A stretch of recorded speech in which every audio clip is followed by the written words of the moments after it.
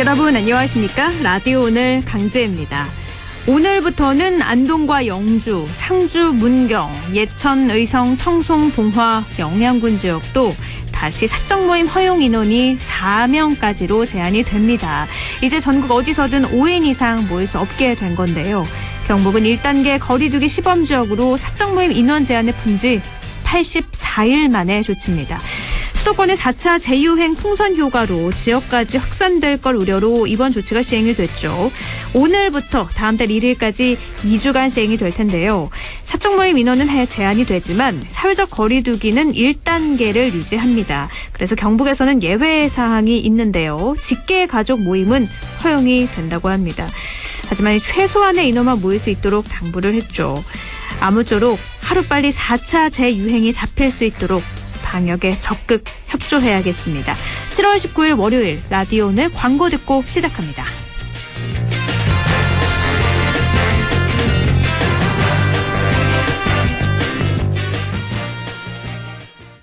자, 따라해보세요. 이카운트 ERP 4만원 회계관리, 이카운트 ERP 4만원 재고관리, 이카운트 ERP 4만원 생산관리. 사업 성공 함께해요. 이카운트 ERP의 모든 기능을 월 4만원에 드립니다. 이카운트 가입비 부가세 별도. 야놀자 테크놀로지 Rent, bus, resort, camping, 야놀자 테크놀로지 hotel, pension, dessert, cafe, 야놀자 테크놀로지 resort, spa, food, fly. 야놀자 테크놀로지 여행의 모든 것 한 번에 쉽게 야놀자 테크놀로지 야놀자 테크놀로지 온 가족 무좀 고민엔 티어실 원스 아빠 무좀 엄마 무좀 아들 무좀 따님 무좀 티어실 원스 달라버려 티나는 무좀 티 안 나는 무좀 무좀이 고민일 때 송가인이 추천하는 무좀약 달라버려 티어실 원스 3일제약 7월 19일 월요일 라디오 오늘 1부는요. 건국대 경제학과 최백은 교수와 함께하는 시간이죠. 경제 이슈 짚어보는 최백은의 이게 경제다 준비가 돼 있습니다. 2부 이슈 오늘에선 제39회 대한민국 연극제가 안동과 예천에서 열리고 있어서요. 잠시 후에 조현상 집행위원장 연결해서 자세한 이야기 나눠보겠습니다.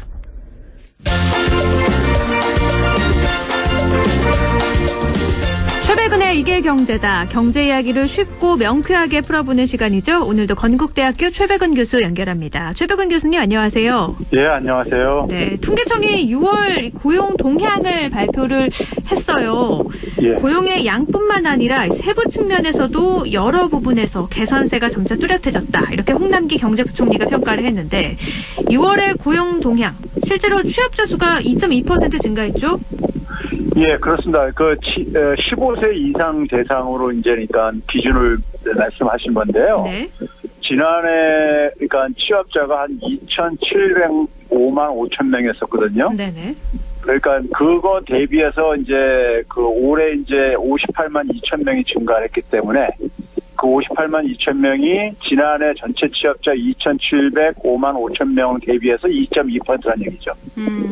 교수님, 근데 지금 전화 연결상 조금 예. 소음이 좀 들리는 것 같아서요. 아, 그렇습니까? 네네, 이게 혹시 바람소리인가요? 예, 바람소리 같습니다. 아, 그렇군요. 예. 네, 이제 안 들리네요. 예. 네, 이렇게 취업자 수가 2.2% 증가한 건데 조금 더 자세히 알려주시죠. 예, 일단 우리가 이제 취업자 규모도 이제 중요로 하고요. 네. 취업자 규모가 중요하지만 이제 더 중요한 건 이제 고용률 같은 경우죠. 네. 그러니까 그러니까 일할 수 있는 사람 중에서 얼마나 이제 그러니까 일자리를 가지고 있냐를 나타내는 게 고용률이거든요. 네. 이게 이제 15세 이상, 이제 OECD에서는 15세에서 64세로 이렇게 고용 통계를 내고 있어요. 네. 근데 이게 이제 과거 시대에 그러니까 사실은 산물이에요. 과거에는 그러니까 한 65세 이상 되게 되면 되게 이제 연금 받고 퇴직하고 이러던 시절인데 네. 요즘은 선진 국가들도 다 퇴직 연령이 계속 조금 미뤄져요. 네. 이제 아무래도 이제 그러니까 수명이 길어지면서 이제 그러니까는 좀 더 이제 그러니까 경제적인 수입을 좀 더 만들어 놓으려고 퇴직을 좀 미루는 거죠. 네. 그러다 보니까 이제 많은 나라들에서 15세 이상 이제 전체 그 일할 대상을 다 대상으로 해가지고 이제 이렇게 축에서 내고 그러거든요. 네.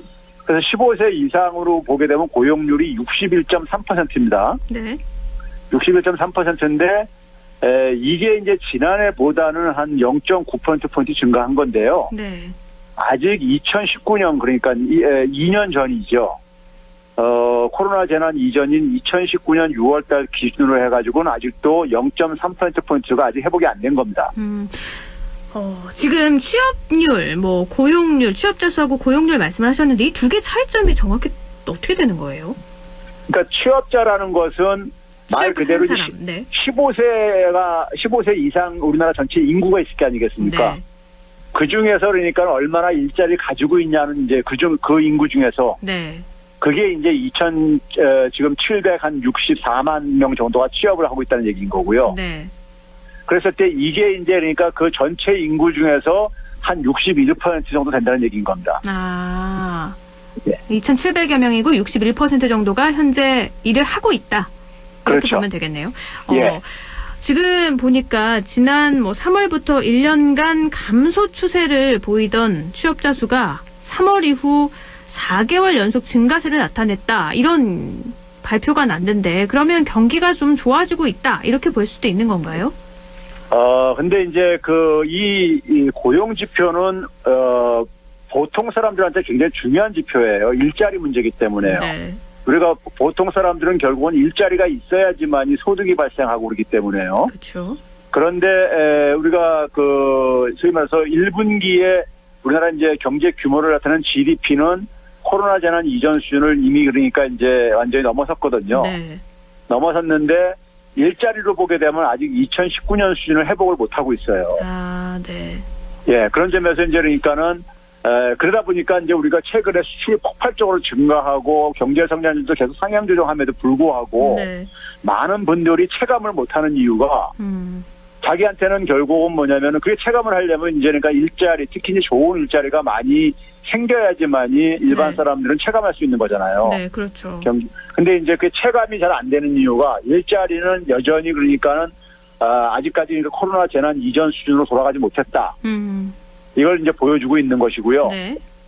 거기다가 이제 뭐냐면은 굉장히 그 분야별로 연령층별로 굉장한 편차가 심해요. 네네. 그러니까 뭐 업종들도 보게 되면은 코로나 재난 이전 수준을 회복한 분야도 있고, 근데 그렇지 못한 분야들도 굉장히 많이 있고요. 지금 네네. 여전히요. 네. 그러니까 우리나라 뭐 핵심 산업인 제조업 같은 경우도 아직 그러니까 회복이 안 됐습니다. 회복이 안 돼요. 그러니까 지금 제조업의 수출은 지금 엄청나게 증가하고 있는데 아직 회복이 안 되고 있는 상태고요. 그러니까 뭐 자영업자들이 많이 종사하는 도매, 소매, 음식, 숙박업뿐만이 아니라 네. 제조업 같은 핵심 산업도 아직 그러니까 2019년 수준을 회복을 못 하고 있는 상황입니다. 네, 지금 이 고용 동향, 실제로 네. 취업자가 많이 늘었다라고 했지만 2019년 수준은 아직 회복하지 못한 거고, 그렇죠. GDP는 회복을 됐지만 일자리는 그럼 아직 어렵기 때문에 체감하는 경기가 나아진 건 아니다 이런 말씀이에요. 연령층하고 산업 분야별 나뉜 게 또 살펴봐야 된다고 하셔서 하나하나 좀 살펴보면 15세에서 29세 이 청년층 취업자 수가 아주 큰 폭으로 증가를 했다고 하더라고요. 1년 전보다 20만 9천 명이 증가해서 2000년 7월 이후에 가장 큰 폭이라고 하던데요. 예, 맞습니다. 그러니까 지금 이제 우리가 그동안에 되게 취업자가 증가하게 되면 되게 60세 이상이 되게 이제 그 인구가 많이 증가하는 그 연령층이기 때문에 네. 그 60세 이상이 되게 주도를 했었거든요. 최근에 계속 그랬죠. 그래서 공공 일자리 그렇죠. 네, 낮은 일자리다 이렇게 질이 낮은 일자리라고 그런데 이제 했죠. 네. 그 청년층, 우리나라는 청년층을 15세에서 29세로 봅니다. 네. OECD에서는 15세에서 24세로 보는데 우리나라는 이제 남성들 같은 경우 군복무를 많이 하다 보니까는 29세까지 확대해서 보는데 말씀하셨듯이 15세에서 29세가 지난 1년 전에 비해서 한 20만 9천 개 정도가 증가를 한 거예요. 취업자가요. 네. 예, 그리고 이제 실제로 그 실업률도 보게 되면 청년층 같은 경우는 실업률 같은 경우도 많이 이제 오히려 2019년 수준보다도 줄어들었어요. 네. 그러니까 이제 일단 양적인 측면 속에서는 청년층들 같은 경우는 코로나 재난 이전 수준을 이제 그러니까 완전히 이제 회복이 된 거고요. 네. 고용률도 이제 그러니까 그때 수준을 넘어섰고요. 다행스러운 건 그래서 청년층이 이제 그러니까 이렇게 개선되고 있는 거는 좋은 현상인데. 네. 근데 이제 문제는 뭐냐면 이제 청년들이 그렇다면 얼마나 그러면 이제 행복해 하느냐 이게 문제잖아요. 그렇죠.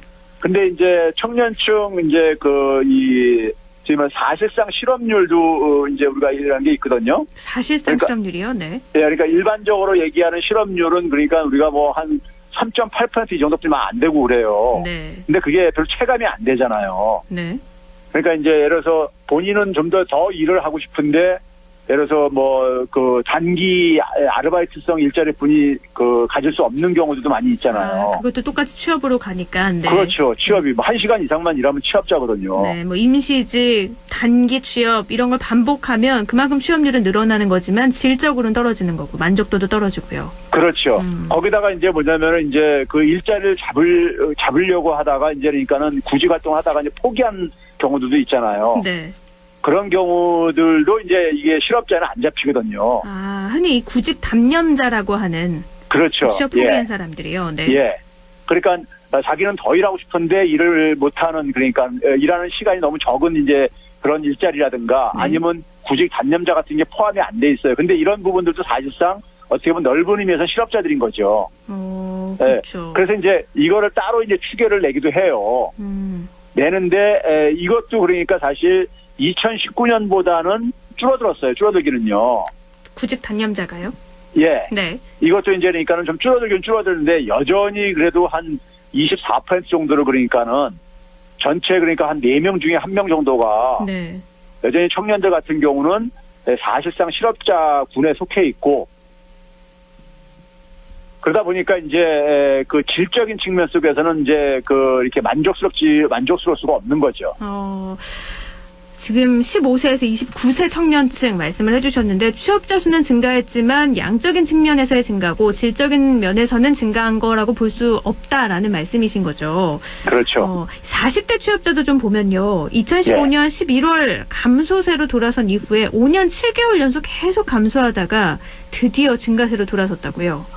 예, 이게 이제 대개 30대, 40대가 그 취업자가 계속 줄어드는 이런 특징을 보여줬었어요. 네. 그 가장 중요한 이유가 인구가 이 연령층이 많이 줄어들고 있어요. 최근에요. 네. 그러다 보니까 이제 인구가 줄어들면은 기본적으로 취업자가 늘기가 힘듭니다. 사실은요. 네. 이제 그런데 40대에서 올해 같은 경우 보게 되면 12,000명, 많지는 않지만 12,000개가 일자리가 증가한 걸로 나왔어요. 1년 전에 비해서요. 네. 1년 전에 비해서는 증가했는데 여전히 근데 이제 그 고용률을 보게 되면 근데 이제 고용률을 이럴 땐 봐줘야 되거든요. 네.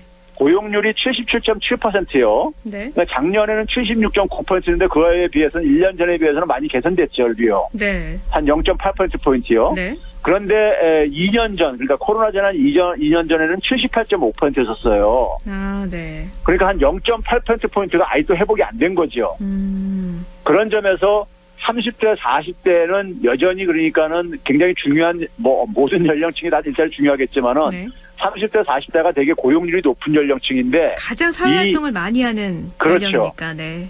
그런데 여기서 그러니까는 2년 전 수준을 아직도 밑돌고 있는 것이고요. 네. 그런 점에서, 여전히 그러니까는, 많은 이제 그러니까 경제활동을 왕성하게 하는 사람들 입장 속에서 볼 때는 경기 회복을 이제 체감하기가 좀 쉽지가 않죠. 지금 최근에 나온 자료들을 조사 결과 같은 걸 보면 수출 큰 폭으로 늘었다. 이런 기사들은 많이 보는데 고용 동향을 봤을 때 왜 그런 기사들에 우리가 체감을 할 수 없었는지가 느껴지네요. 알 수 있게 된 건데. 그렇죠. 또 양질 일자리로 생각하는 임금 근로자 가운데서 이 상용 근로자 수가 32만 명이 늘었다고 하더라고요. 근데 이거는 좋은 의미 아닌가요? 그렇죠. 이제 우리가 크게 볼 때 이제 일자리들을 이제 임금 근로자하고 비임금 근로자로 이제 분류를 합니다. 네.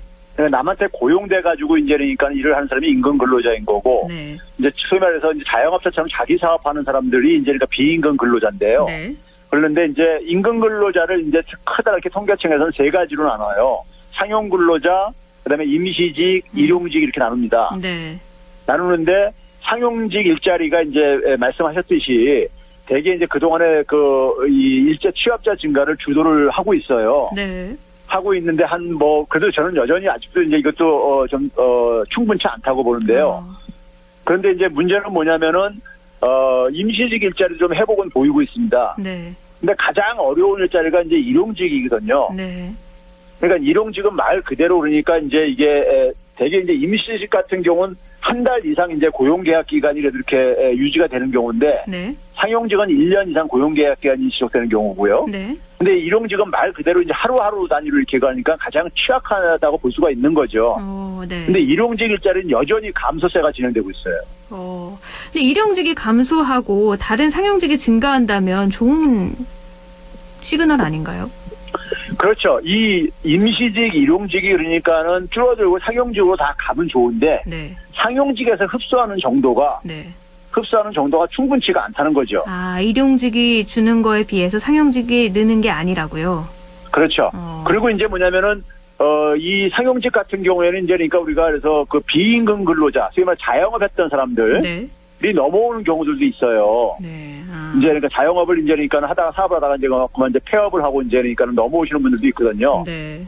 그러면 이제 그런 것들을 고려할 때 상용직 일자리가 과거에 보게 되면 막 50만, 60만 개씩 증가했었어요. 네. 근데 이번에는 그러니까 상용 근로자가 한 30만 개 정도, 2만 개 정도 증가를 했기 때문에 네. 여전히 그러니까는 이 경기가 좋을 때 코로나 재난 이전에 그러니까 그런 상용 근로자 증가의 규모는 아직 그러니까 회복이 안 되고 있다. 이렇게 얘기를 할 수 있는 거죠. 실제로 이 직원이나 아르바이트생을 둔 자영업자 수도 뭐 전년 대비 8만 명 정도가 줄었다고 하더라고요. 이게 지금 2019년부터 계속 줄어들고 있어요. 지난해 줄어드는 거는 네. 그나마 좀 우리가 이해를 할 수 있었잖아요. 네, 코로나라는 근데 지금은 이제 상황인데. 고용이 회복되고 있는데도 불구하고 이제 그러니까 줄어들었다는 얘기죠. 그럼 그만큼 자영업자가 설 자리가 줄어들고 있다 이런 거네요. 그렇죠. 이제 직원을 둘 수 없는 거니까. 고용원이 있는 자영업자들은 이제 말 그대로 자기 혼자 영업을 할 수 없어가지고 사람을 채용을 해가지고 하는 자영업자들이거든요. 네. 근데 이게 이제 그러니까 한 8만 3천 개가 줄어들었다는 거 아니에요. 그러니까요. 네. 1년 전에 비해서요. 네. 근데 이게 2년 전하고 비교해 보게 되면요. 2년 전하고 비교하게 되면 한 27만 개, 25만 개 정도가 줄어들었어요. 네. 그러니까 많이 줄어든 거죠. 근데 이제 고용원이 없는 자영업자가 계속 증가를 하고 있어요. 이 얘기는 뭐냐면은 사람들을 그러니까 그나마 이제 그러니까 이 채용을 포기하고 네. 자기 혼자 혹은 가족 노동력을 이용을 해가지고 자영업으로 이제 그러니까 이렇게 그 전환을 하는 거죠. 인건비라도 줄이겠다 이거죠. 그러니까 직원을 둘 만큼 예. 가게가 잘 되지 않는다는 거잖아요. 그 형편이 그렇죠. 되지 않아서 본인이 힘들어도 내 몸으로 다 하거나 임금을 예. 줘도 되지 않아도 되는 가족들을 함께 하거나 예. 이런 걸 보면 경기 회복은 멀었다. 이렇게 볼 수 그러니까 있겠네요. 근데 문제는 뭐냐면 지금 4차 대유행이 지금 3분기부터 지금 7월 달부터 시작되고 있잖아요. 네. 그러니까 지금 이게 6월 달 고용 지표거든요. 네. 6월 달은 그러니까 4차 대유행이 시작되기 전이었잖아요. 그렇죠. 좀 그래도 이렇게 이게 좀 풀고 좀 완화가 되는 이런 분위기였잖아요. 점점 나아지나 했을 딱 그 시기죠. 그래요. 그런데 네. 이제 7월 달부터 지금 그러니까 7월 달 이게 언제 끝날지 모르고 8월 달까지 지금 갈 가능성이 높은데요. 네. 3분기가 지금 그러니까 올 여름이 그러니까 자영업자들은 지금 최악 상황으로 내몰릴 수가 있어요. 네. 그동안에도 한 1년 6개월 이상 진행되면서 굉장히 힘들었는데 더 이상 버틸 힘이 없는 분들이 굉장히 많을 수가 있어요. 네. 근데 이게 이제 한 번 이제 그러니까 폐업을 하게 되면요. 경기가 다시 살아나도 다시 이게 열기가 쉽지 않습니다. 왜 그러냐면 그 빚더미에 많이들 앉아있을 가능성이 높기 때문에요. 네. 그래서 다시 그러니까 문을 열기가 쉽지가 않아요. 그래서 이게 폐업하기 전에 그러니까는 즉 쓰러지기 전에 손을 잡아줘야 됩니다. 그래서 항상 말씀하신 게 이렇게 네. 아예 무너지기 전에 이 골든타임을 잡아야 된다. 그래서 그렇죠. 재난지원금이라도 얼른 편성을 해서 지급을 해야 된다 말씀을 하셨는데 최근에 이 홍남기 경제부총리가 2차 추경에 10분의 1도 안 되는 이 2조 원 이거를 국가 신용등급을 생각을 해야 된다. 국채 상환에 써야지 전국민 재난지원금에 쓰면 안 된다. 이런 입장을 밝혔잖아요. 예. 어떻게 제가 보세요? 네. 이 얘기를 듣고서는 좀 사실은 깜짝 놀라가지고 이게 진짜인가 해가지고 다시 기사를 검색해보고 그랬는데요. 네. 그런데 사실이더라고요. 근데 우리나라가 이제 올해 예상되는 GDP가 기재부에서 예상하는 게 한 2,041조 원이 넘습니다. 근데 그 중에 2조 원이라는 것은 그러니까 0.1%에 해당되는 거예요. 네. 그러니까 한 나라에 그러니까 우리나라의 그 이 소득이니까 2,041조가 넘는 나라에서 2조 원이 신용등급에 영향 미칠 정도냐 이건 사실 그러니까 상식적으로 납득하기 힘든 거거든요. 네. 그런데 이제 제가 볼 땐 더 중요한 게 있는 게 뭐냐면요. 지난해 연말까지 그러니까 국가 채무 비율이요. 정부가 그러니까는 국회에다 보고한 게 있어요. 네. 보고한 게 43.9%로 나왔습니다. 네. 근데 이게 좀 약간 정확하지가 않더라고요. 제가 계산해 보니까는. 네. 왜 그러냐면은 정부가 예상한 것보다 GDP가 많이 증가했어요. 지난해요. 네. 그래가지고 계산해 보니까는 43.8%가 분이 안 되더라고요. 아, 43.9%가 아니라 43.8%요. 예. 네. 근데 이거를 수정을 해가지고 보고를 안 한 거예요. 네. 그러면 이게 뭐냐면 지금 2조 원 줄이게 되면은 딱 이게 43.8%가 됩니다. 네. 그러니까 지금 뭐냐면 2조 원을 그러니까 투입하지 않아도 43.8%인데 그 43.8, 0.1%를 낮추기 위해 가지고 2조 원을 국채 상한에 쓰겠다. 지금 이러고 있는 거거든요. 네. 근데 0.1% 차이로 신용등급이 갈릴 수도 있겠다라는 생각은 드는데 전혀. 그게 이제 그러니까 계속 이제 이 증가 추세에 있을 때는요. 네. 계속 이제 그러니까 좀 높은 수준에서 계속 증가 추세에 있을 때는 이제 그걸 이제 경계하겠지만은 네. 지금 우리나라가 40%라는 것은 주요 국가 중에서 가장 낮은 나라 중 하나거든요. 네. 그래서 이제 너무 이제 그러니까는 국민들을 그러니까 너무 이렇게 겁박하는 게 아니냐 한쪽에서 얘기하는 이유도 거기에 있는 건데 문제는 뭐냐면은 이분이 절약해가지고 국채 상환하는 2조 원이라는 것으로 국가 채무비를 낮추는 게 이미 낮아져 있다 이겁니다. 네. 예, 그러니까 한국은행에서 발표한 그러니까 그 GDP를 보게 되면은 그거에 따르게 되면은 이미 그러니까 이걸 조정을 해야 되는데 조정 안 해놓고 네. 지금 이러고 있다는 겁니다. 제가 어이가 없는 것은요. 교수님께서 항상 우리나라 국채 비율 다른 나라에 비해 현저히 낮다. 더 빚져도 된다라는 말씀 많이 하셨잖아요. 그래서 예. 저도 이번에 홍남기 경제부총리 얘기를 듣고 왜 이렇게 했지라는 생각이 들더라고요. 예. 그런데 또 이번에 재난지원금 얘기는 할 때마다 홍남기 부총리가 계속 거론이 되고 있는데 이번에 정부가 재난지원금 소득 하위 80%에게만 주려는 이유로 나머지는 다 소득이 줄었는데 상위 20%만 늘었다. 이렇게 설명을 했어요. 저는 이 얘기를 도대체가 이런 얘기를 왜 하시는지 네. 지금 이해가 안 갈 정도인데요. 제가 이제 이건 통계청에 들어가게 되면요. 누구나가 이건 확인할 수 있어요. 이건 뭐 어려운 게 아닙니다. 네. 통계청 들어가서 가계소득이라는 거를 이제 그러니까는 우리가 클릭해서 들여다보면요. 네. 전체 가계소득을 보게 되면은 5분위별로 그러니까 이제 하위 20%부터 상위 20%까지 쭉 다섯 등분으로 나눠가지고 네. 다 거기에 이제 올라가져 있어요. 그럼 보게 되면요. 그걸 보시게 되면은 1년 전에 비해 가지고 상위 20%만 한 28만 원이 감소했어요. 소득이요. 그러니까 상위 20%만 소득이 증가했다는데 정반대예요. 아니 근데 이렇게 정반대되는 결과를 가지고 얘기할 수 있는 거예요? 그러니까 제가 그래서 깜짝 놀란 게 네. 그래서 제가 혹시 자영업자만 가지고 얘기를 한 게 아니겠는가 또 이 생각 해봐가지고 네. 자영업자만도 들여다봤어요. 네.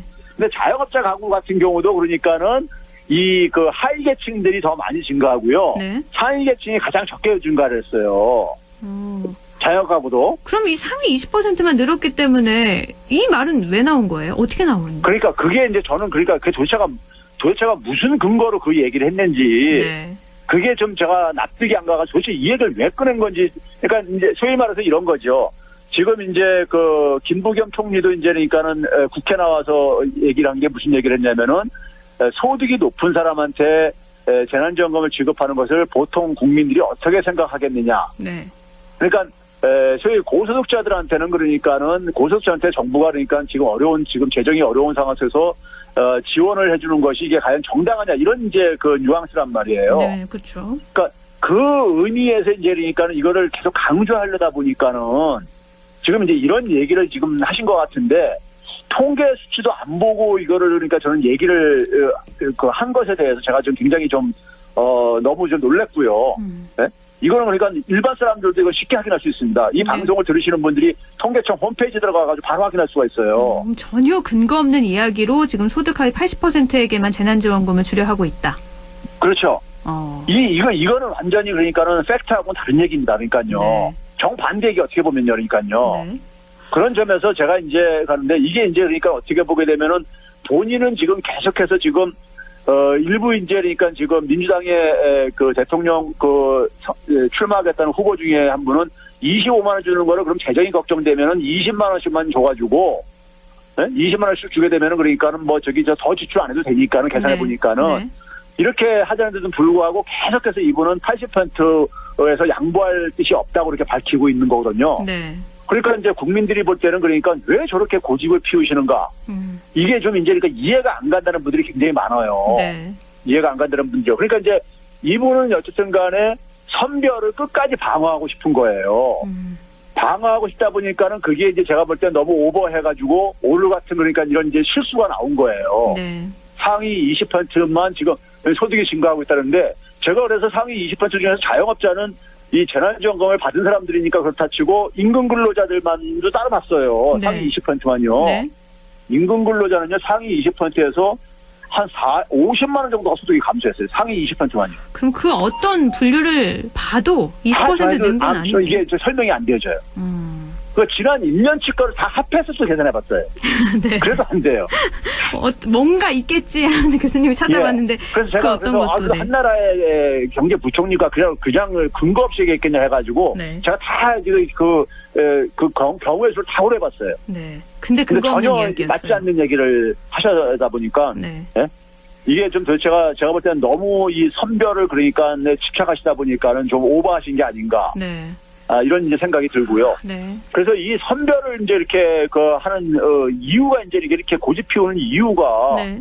이제 이게 이제 많은 국민들은 왜 저렇게 저렇게 국회에서도 이제 그러니까 저렇게 여당 같은 데서는 당론으로 그러니까 다준원 방향을 정했는데도 불구하고 왜 끝까지 저렇게 고집을 피우는가 이게 이제 이해 안 가시는 분들 많을 거예요, 사실요. 네.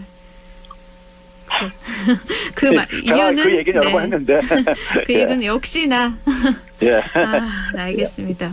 관피야, 모피야 때문인 거고. 알겠습니다. 하나 끝으로 잠깐만 여쭤보면요. 예. 지금 2022년 최저임금이 5% 올랐잖아요. 5.1% 예. 올라서 9,160원이 됐는데 그러면 이 최저임금이 인상이 되면 혹시 자영업자분들한테는 타격이 클 것 같은데 고용률이나 이런 게 확 떨어지지 않을까요? 그렇죠. 이제 우리가 먼저 이제 얘기를 하면은 이게 문재인 정부의 대통령이 이 부분에 대해서 사실 사과도 한 부분이에요. 네. 대통령이 원래 2020년까지 최저임금 시간당 1만 원 달성을 공약으로 내세웠었거든요. 네. 근데 지난해 이제 그러니까 사실상 그러니까는 그것을 못 지키게 됨으로써 그러니까는 사실 사과까지 했지요. 네. 이제 국무회의를 통해서요. 네. 했는데 이게 이제 결국은 뭐냐면 결과적으로 보게 되면요. 박근혜 정부 때는 그러니까 연평균 한 7.4%로 올랐습니다.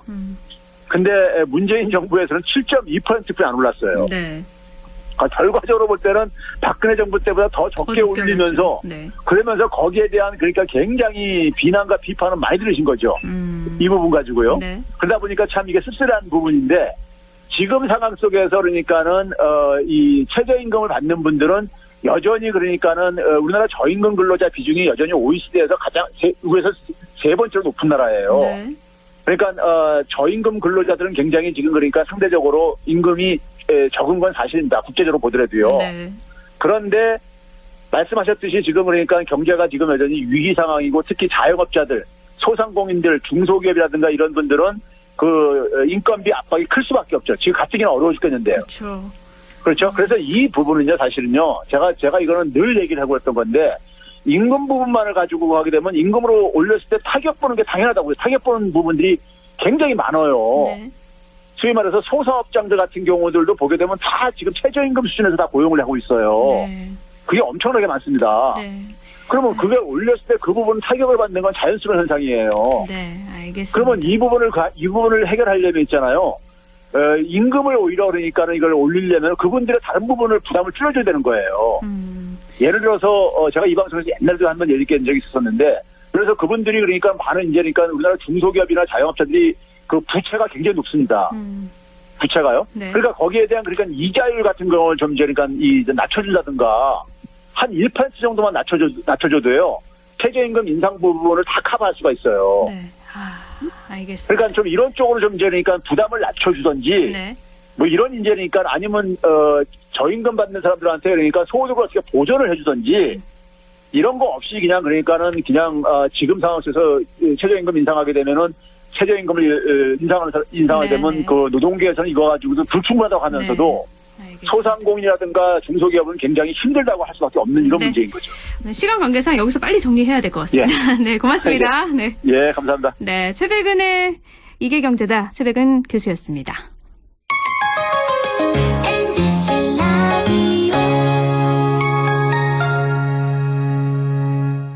할인점보다 더 실속 있고 편의점보다 더 편리하게 살 수 있는 곳, 시장보다 더 정이 넘치고 백화점보다 더 품격 있는 곳, 이런 곳이 없을까요? 네, 우리 동네 우리 할인점 홈마트가 있습니다. 지난 25년간 항상 고객과 함께한 홈마트.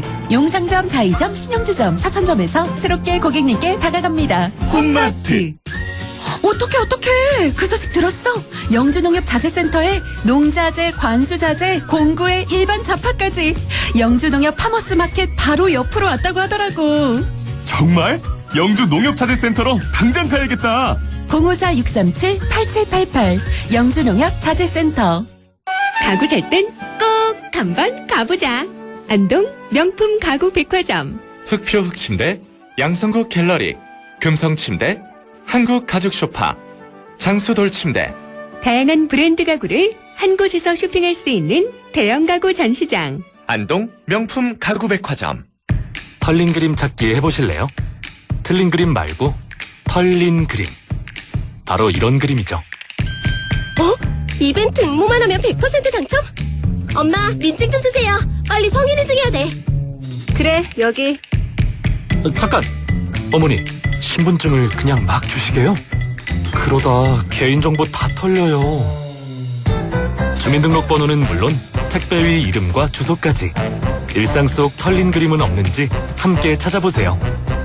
온 가족의 소중한 개인정보. 털리기 전에 함께 지킬 수 있도록. 공익광고협의회. 마음을 열어줘. 다가가 나 속삭이도록. 언제나 나 생각으로 행복해야 해요.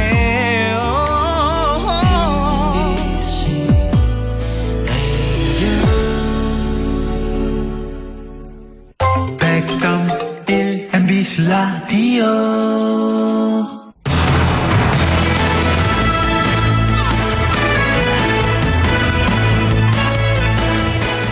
라디오 오늘 2부 순서 이슈 오늘입니다. 지난 주말부터 안동과 예천에서 큰 행사가 열리고 있습니다. 대한민국 연극인들의 가장 큰 행사죠. 대한민국 연극제가 개최를 했는데 안동 MBC PD이기도 합니다. 제39회 대한민국 연극제 조현상 집행위원장 연결해서 이야기 나눠보도록 하겠습니다. 조현상 위원장님 안녕하세요. 네, 안녕하십니까. 조현상입니다. 네. 39회 대한민국 연극제가 지난 토요일에 안동 탈춤 공연장에서 개막식을 갖고 화려하게 막을 올렸는데 우리나라 최대 연극 행사라고 하더라고요. 네. 네, 이 대한민국 연극제 어떤 행사인지 소개를 먼저 해주시죠. 네네. 지금 지난 7월 17일 날 개막식을 시작으로 해서 8월 8일까지 한 23일간 열리는 전국 행사입니다. 네. 이 연극제가요, 1983년도에 시작해서 원래로 39년째를 이어가고 있는 가장 권위적인 연극축제라고 이해하시면 맞을 것 같습니다. 전국에 여러 종류의 연극축제가 있지만은, 전 연극인들이 준비하고 참여하는 유일한 축제이기도 합니다. 그래서 특히 또 이 대통령상을 두고 벌이는 이 경연대회가 대한민국 연극제입니다. 1983년부터 시작을 해서 39회를 맞은 거죠.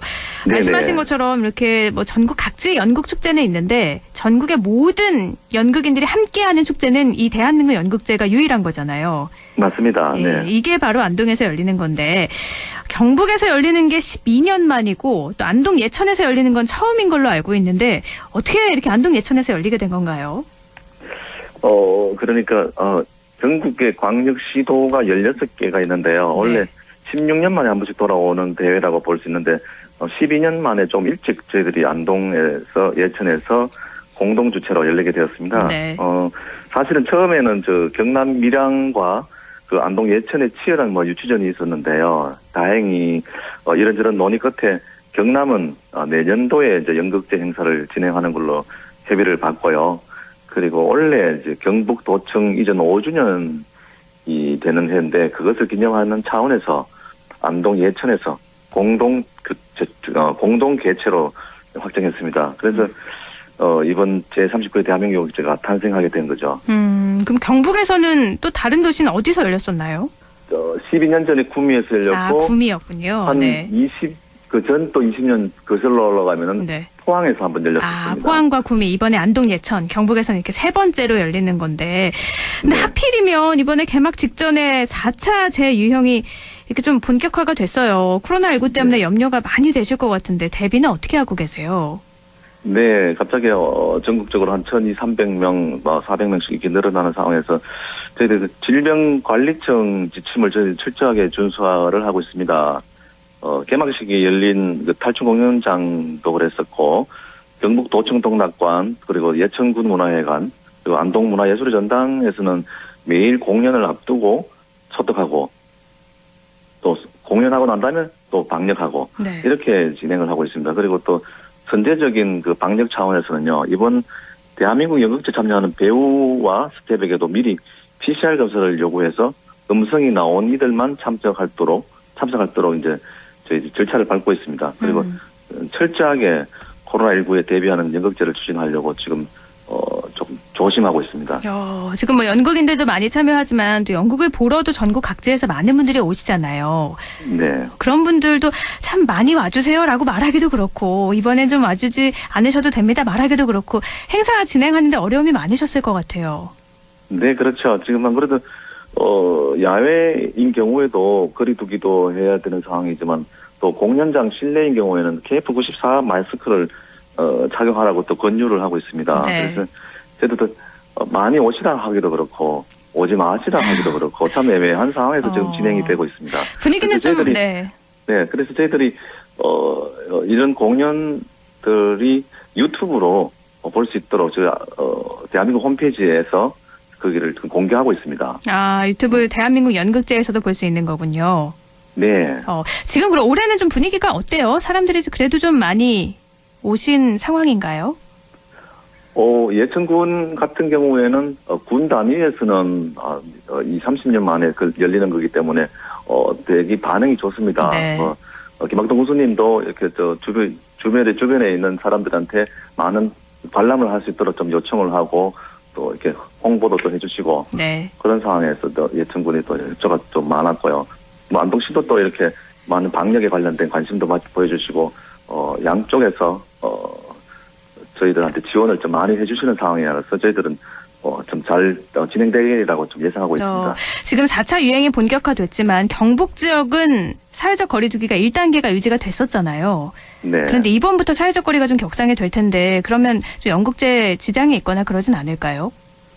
저희들도 그 두 자리 띄우기라든지 네. 뭐 이런 상황이 될 텐데 만약에 이게 조금 더 심각한 상황이 될 경우에는 네. 작년에 세종 경연 때도 그랬거든요. 네. 무관중으로 공연을 하고 심사위원만 참석하고 공연을 하는 경우. 네. 그래서 지금은 대면 공연을 하고 있는데 조금 이게 심각하게 되면은 저희들도 아마 무관중 경연으로 아마 진행될 것 같습니다. 지금 코로나 상황을 예의주시하고 있으면서 연극제를 준비를 하고 계시는데요. 지금 39회 대한민국 연극제 올해 슬로건을 보니까 연극 오마이갓 이 주제예요. 이게 어떤 의미인가요? 네, 슬로건 그 연극 오마이갓이 담고 있는 의미는 저희 집행위에서도 이렇게 결정을 했는데 연극의 그 경이로움이라든지 상상 이상의 놀라움을 담은 감탄사고요. 네. 그리고 안동과 예천의 선비정신이라든지 유교 문화를 갓이라는 단어에 담아낸 표현이라고 대내에 밝혔습니다만 굳이 여기에 뭐 한정해서 생각할 필요는 없을 것 같고요. 이 갓은 개인에 따라 뭐 다양한 해석을 할 수 있을 텐데요. 네. 저 개인적으로는 연극 오마이갓을 연극하는 사람의 입장에서는 연극은 신과 같다는 것이라고 또 해석할 수도 있겠습니다. 네. 참 의미가 많네요. 오마이갓에 네. 쓰는 갓도 있고 신갓도 있고 네. 여러 가지 뭐 감탄사도 있고 그런데 본선 그 경연이 지금 진행이 되는 거잖아요. 네네. 본선 진출 45개 팀이 경연을 펼치는 건데 그럼 이 경연 일정도 좀 알려주시죠. 네, 이게 한 1월 달부터 한 6월까지 예선 다른 지역에서 예선을 거쳐가지고 올라온 16개 팀이 7월 18일부터 8월 6일까지 그 안동문화예술의 전당 웅부홀과 그다음 경북도청 동락관을 하루에 오가면서 4시, 7시 30분, 7시 30분 2회 공연으로 총 32회의 공연을 펼칩니다. 네. 그래서 오늘 같은 경우에는 안동문화예술의 전당 웅부에서 대구팀이 그 탈나라 하우스라는 제목의 공연이 있을 예정입니다. 그리고 앞으로의 일정은 그러면 하루에 2번씩 계속 경연이 진행이 되는 거군요. 네, 4시와 7시 반. 네. 한 번은 예술의 전당에서, 한 번은 도청 동락관에서 이렇게 하루하루 이렇게 격일로 이렇게 16일 동안 이렇게 경연이 벌어집니다. 이 경연을 보고 싶은 분들은 어떻게 해야 될까요? 대한민국 연극제 홈페이지에 그 자세하게 그 출전팀에 대한 어떤 출전팀의 정보, 그다음에 시간 이런 게 있는데요. 거기서 아마 예서 24를 통해서 예매가 가능하고 현장 발권도 가능하니까 저희도 홍보를 뭐 이게 거리에라든지 현수막이라든지 이렇게 리플렛을 통해서 하고 있는데 자세한 거는 홈페이지 대한민국 연극제 홈페이지가 있거든요. 거기서 자세한 정보를 클릭하고 보고 싶은 것을 확인하고 지금 신청하시면 될 것 같습니다. 그러니까 본선 진출 45개 대한 정보나 또 어떻게 예매를 하는지 대한민국 연극제 홈페이지에 들어가면 다 설명이 잘 되어 있군요. 네네. 본선 경연도 있고 또 네트워킹 페스티벌, 오마이갓 프린지 페스티벌 여러 개가 있어요. 이게 다 뭐죠? 네. 전국의 대한민국 연극제 본선 경연은 이제 전국의 광역시도 대표팀이 지역을 예선 거쳐가지고 16개 팀이 대표로 올라오는 경연이고요. 그리고 야외에서 선보이는 그 오마이갓 프린지 페스티벌은 이번 제39회 대한민국 연극제 집행위에서 안동과 예천과 안동의 연극의 미래를 염두에 두고 만든 차세대 연극 페스티벌이라고 할 수 있겠습니다. 그리고 특히 그 예천의 경우에는 원래 제가 그 대한민국 39회 대한민국 연극제를 기점으로 해서 연극단체인 극단 우주가 만들 수 있도록 제가 도움을 드렸고요. 이 극단 우주가 또 지역에 또 연극의 씨앗을 뿌리고 또 연극의 대중화와 확산을 위한 전략으로 오마이갓 프린지 페스티벌을 처음으로 한번 시도해봤습니다. 그리고 또 네트워킹 페스티벌이라는 것은요, 지난 그 2019년도에 그 제37회 대한민국 연극제 인서울에서 신설되었는데 차세대 연극인들의 도전 무대라고도 할 수 있겠습니다. 지난대에 개최진 세종시에서 진행되었고요. 신진 연극인들 중에서 40세 이하 연출가가 제작하는 작품으로 모집을 하여서 공연을 올렸습니다. 그래서 이번 제39회 원래는 4월 30일 지난 4월 30일 날 전국에서 한 25개 단체가 응모를 했고 서류 심사를 거치고 또 서로 동료 투표제를 해서 16개 단체가 또 뽑혔다가 또 그 중에 또 6월 1일 날은 예천군 문화회관에서 2차 공개 심사를 통해서 8개 팀이 선발되었습니다. 그래서 그래 됐고 지금 오늘 저녁 7시 30분에는 세종시에서 준비한 마음의 준비라는 제목 공연이 예천군 문화회관에서 열 예정입니다. 그 네트워킹 페스티벌, 오마이갓 프린지 페스티벌, 그러니까 연극을 보면서 함께 즐길 수 있는 자리라고 생각을 하면 되겠네요. 네, 그렇습니다. 이번 연극제에 그러면 이 작품만큼은 주목을 해야 된다, 이런 것도 있을 것 같은데요. 꼭 집어서 말하기는 다 워낙 많아서, 다 모든 작품, 엄선된 작품, 유명한 작품들만 대학로에서도 볼 수 있는 그런 작품들이 원래 있어서 제가 어떤 작품을 꼭 집어서 말씀하기는 좀 그렇고요.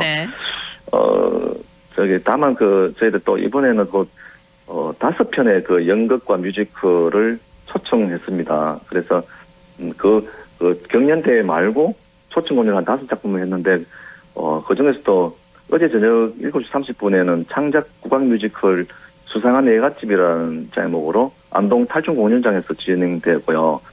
그리고 또 싸가지 흥부전, 수교수의 양심, 그리고 또 억측 음음과 그 자식들 이런 것들도 준비했고요.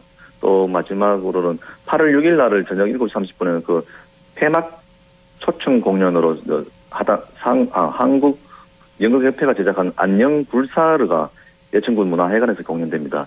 그래서 이 많은 공연을 소개할 수 없어 죄송한데, 아까도 말씀드렸다시피, 그, 예스24나, 그, 대한민국 연극제 홈페이지에서 볼 수 있고요. 그리고 한 29개 작품 공연이 있고, 또 야외 무대에서는 한 70여 개 팀이 공연이 올려지고, 총, 합치면 한 100여 개의 공연이 네. 올려지게 됩니다. 제가 주목해볼 만한 작품 어떤 게 있을까요? 여쭤봤는데 워낙에 다 열심히 준비하고 작업한 연극들이기 때문에 뭐 하나를 꼽기 힘드셨던 것 같아요. 그래서 다양한 걸 네. 말씀을 해주셨는데 또 이번에 연극제 말고도 국제 심포지엄하고 토크 콘서트도 열리잖아요. 네, 그렇습니다. 그 사단법인 한국 연기예술학회라고 있는데요.